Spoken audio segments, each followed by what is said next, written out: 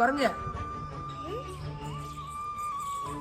தங்கச்சி உனக்கு லீவு விட்டு தான் விட்டாங்க, ஒரு நாள் கூட வீடு தங்க மாட்டேன். ஏன் தங்கச்சி இப்படி பண்ற? இதெல்லாம் உனக்கு தேவையில்லாத பேச்சு.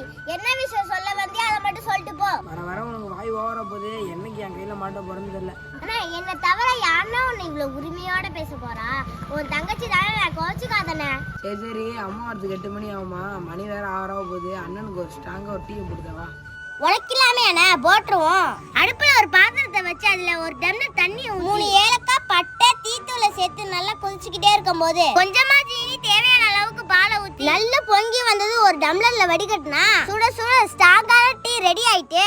அண்ணா இந்தா புடி, ஸ்பெஷலா ஸ்ட்ராங்கான டீ. நெரு ஸ்பெஷலா ஸ்ட்ராங்கான டீயா? குடிச்சு பாப்போம். ஆஹா தங்கச்சி, உண்மையாவே டேஸ்ட் வேற லெவல்ல இருக்கு. இதை நீனா போட்ட? ஆமாண்ணே, நான் தான் போட்டேன்.